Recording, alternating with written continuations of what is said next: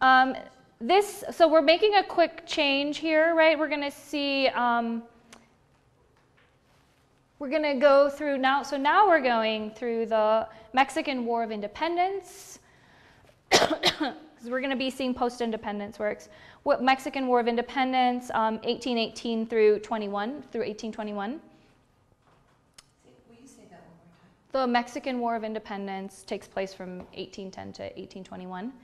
And I'm only mentioning this because we have like this hole in time, so now we're going to jump to works that are after this. And we're also going to see, we're going to be seeing a work, it's from 1875, so we're also going to kind of fast forward through the US-Mexican War of 1846 through 1848.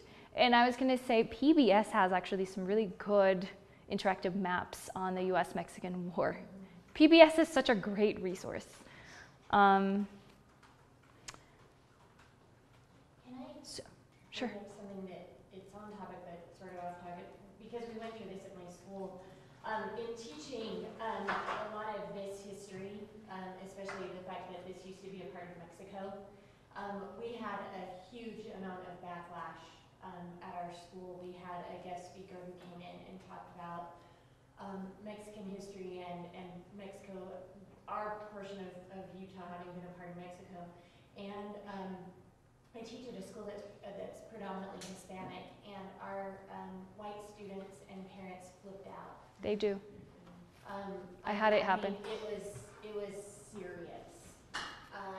Just because you were teaching it? Why was that all? Because we had a Mexican scholar from Harvard come in and speak to our students about how they should be proud of their heritage and where they came from, and that this was part of Mexico. And many of them took that to the opposite extreme. This is not Mexico, and we are not Mexicans. And I don't know if any of you are going to run into any of that in your classrooms, but as a school, we have been through the ringer because of some of the scholarship that was presented just in talking about the history of Texas and the history of like the Texas Rangers, and it's all historically accurate, but what we found was that a lot of people in our school weren't comfortable, you know, with the truth. Exactly, like they were very uncomfortable with the truth, and so it's something that As one of those Costco paintings. and I know that people have had a tough time with the new AP US history curriculum as well, and so I don't know if that's going to be anything that comes up, but you might want to be ready in the event that that does come up. Wow. And I'm at Ranger High School, man. We're the most diverse high school in the state. We're getting more. And you had trouble. Oh yeah. Well, we had trouble with our many of our white teachers and white students. Our Hispanic students are like, hallelujah, somebody's finally telling us our history, and we feel important and everything, but there is a huge backlash. There are people who feel threatened because they Very feel it's threatened. subversive, and that there's, oh, you're trying to take away what is American now. Mm-hmm. You have to worry about fears. People I would hope that wouldn't come up, but just this map just was like, what? And I'm like, this is the accurate history. Yeah, so this post dates the independence, but it was a map that I could find that was good quality to project. Mormon ancestors knew perfectly well they were going to Mexico when they came here. They were going to the United States. They were getting out of the United States and going to Mexico. Yeah, so this map shows that the United States, and we have the territory of Texas, which was a contested, it was part of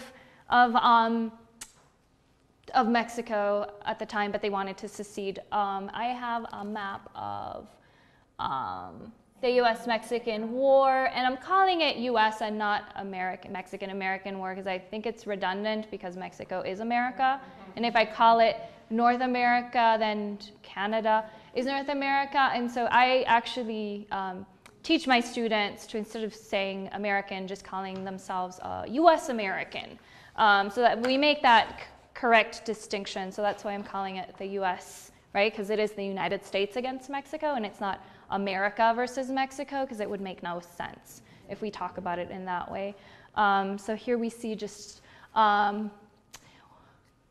redrawn border as we know it today, right? So the border is redrawn, basically the Rio Grande is used to redraw that border.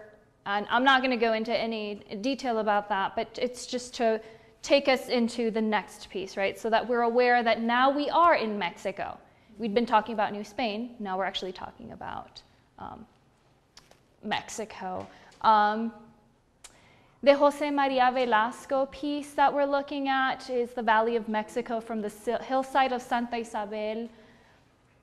He's a prominent landscape painter in Mexico, José María Velasco. I believe that this image is, and I probably put it in your, I'm trying to see if it is here. Yes, so it's actually in the Google Art Project, among the Google Art Project images. And so I've given you the link in the bibliography, so you can zoom in and out of it on your computer. Unfortunately, it doesn't, if any of you played around with Google Art Project, you can't save those. You can save them to go back to them, but you can't really download them. Which for me as an art historian, I'm always like, but I want them, you know? But you can play with it. So I think what's important about this painting, because I kept thinking, so what's important about this painting? What do we want to talk about it? It's a landscape. It looks very much in a European style, so why do we want to talk about it? So there's one really important thing that's happening right now. So we just talked about Mexico is now Mexico. It's independent. The borders have been retraced. But the first Royal Academy of Art is inaugurated in Mexico shortly after this painting is done, so in 1781. And it's called the Academy of San Carlos. And José María Velasco will become an academician. He'll become a professor in the academy. In the San Carlos, in 1781, we have the San Carlos Academy inaugurated. He'll become a teacher, an academician. And this is the first Academy of Art In the Americas. in the Americas. It's the most prestigious American or Mexican, old Spain. Did I just say shortly? No, it's before this. So it's established in 1781, and it starts evolving. It originally they started as actually engravers, and it evolves into a European-style art academy just within this short period of, between 1781 and 1875. Do you know why engraving would have been the most important technique at that time? Currency. Because of currency. So engraving. So they actually start teaching engraving before any other technique, and it's because of currency. So it'll become a Royal Academy, very much in the fashion of a European academy. So we'll have hierarchies of techniques and of even types of art, right? It's modeled after the San Fernando Academy, which is the academy in Madrid.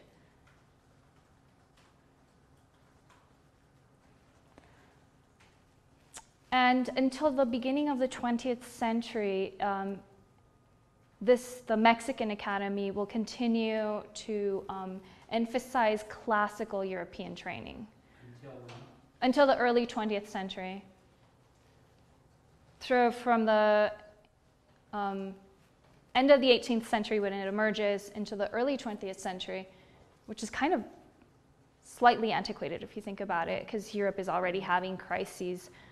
So it emphasized the style and the subject matter, or Yes. So painting, right? Painting will always be prominent style, and within that we have the hierarchy. Do we remember the hierarchies within painting? Yes. My art history teachers. Yes. What's the most important style of History painting. history? Why? Probably because it records your power. Maybe. Yes, it's moral. Do we remember what? Religion and history.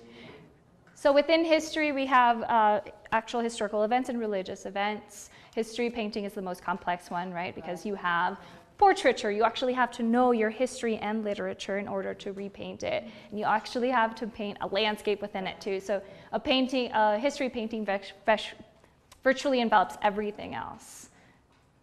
And I actually wondered earlier when you said that, I think it was González who was the famous portrait painter. I wondered if there was a hierarchy, because in Europe there would have been. A portrait painter wouldn't have been considered as high on the hierarchical scale as a history painter or a landscape painter. Yeah, but in I'm going to say the Americas in general, because in the United States too, portraiture becomes really important. There's a lot of, I would say, a big market for portraits. There's a big market for portraits in Europe as well, but it doesn't still get an elevation in. Yeah, I think there's kind of a crisis in the history. So I think if we're thinking about history paintings within history, we're thinking about religious, right? Those are really, really prominent. But history, when you're thinking about a historical event, there's a little bit less. I think because there is kind of a crisis. The history is so new that you would then have to be painting indigenous history. And so we'll start seeing that later in the 19th century and the 20th century when people start identifying as natives, but as feeling as implants from Europe, there's kind of not that much of a backstory to tell locally, if that made any sense of what I just said. Does that make sense? Yeah, it did. Does that make sense? He's just like thinking, so I'm not sure if I made any sense to him. So like I said, in the 19th century and the 20th century, we'll actually start seeing more history painting. And here we see a landscape.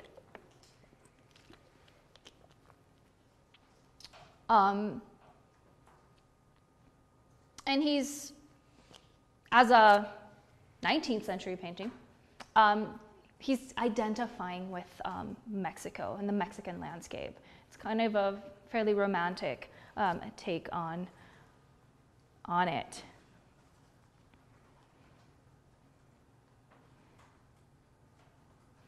And we're seeing him, we see the snow-capped volcanoes making reference to local geography and topography. What are the little figures doing? We see a little boy, a dog. It's kind of idyllic. Yeah, idyllic. They almost remind me of a Course of the Empire type. I'm trying to remember which of the specific scenes it is, but there's the one where it's kind of almost pastoral, ideal, right, where it hasn't been corrupted yet. Constable, right here. Yeah, but there was one, right, because when we see the Course of Empire, it's this whole series, and there's a specific one. I don't remember which one it was called. By Thomas Clive, is that what you're talking about? Yes, aren't they a whole series? Yeah, they're a whole series, and there's one where there's like the pastoral scene, and this kind of reminds me of these pastoral scenes, right? We're thinking about an idealized past. Unblemished. It's unblemished. It hasn't been corrupted yet. So would this have been, when you say hasn't been, looking at the past, would this have been, this wouldn't have been a history painting, it was a landscape painting, or would it have been a combination? It's a landscape painting, but when you start thinking about it, so we have these snow-capped mountains in the back, do make reference to this pre-conquest or pre-Hispanic period. These are the, God, I'm going to completely butcher the names of the vistas, but it's the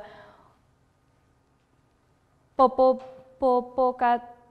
Popocatépetl and Ixtaccíhuatl.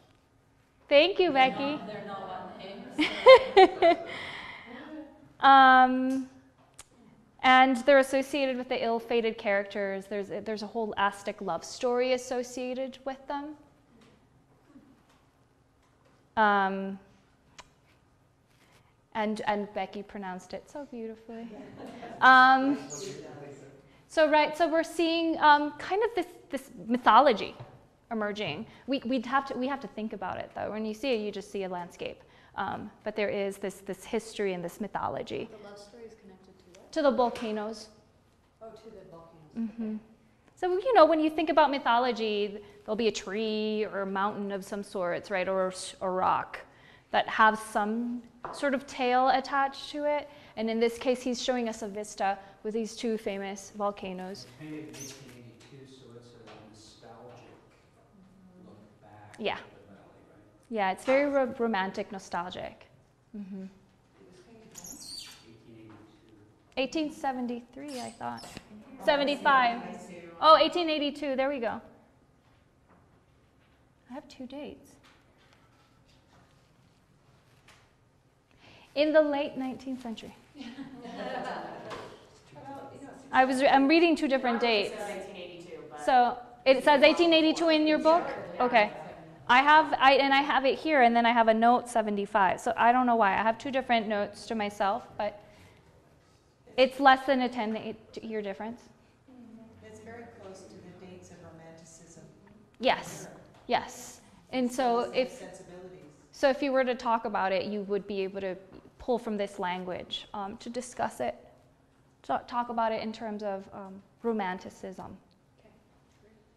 Does that mean America is kind of late to the show on Romanticism? That they're just barely picking up on the European trends? Or why? That's one thing I don't like to talk about. I don't like to discuss American art as derivative or late, but that's how it's been traditionally discussed by art historians. It's seen as a bad copy, right, or something following. So we'll say it has influences. Okay. I just Yeah. wondered because it seems later for Romanticism. Yeah, and so than and some European trends will arrive later, earlier on in time. When we're talking about contemporary art, Latin America, actually, it's usually the other way around. We usually think about Europeans coming up with these ideas, but Latin Americans were coming up with them. Fortunately, we don't have any of that work in the AP Art History class. So I have to kind of run through these quickly because we have two more.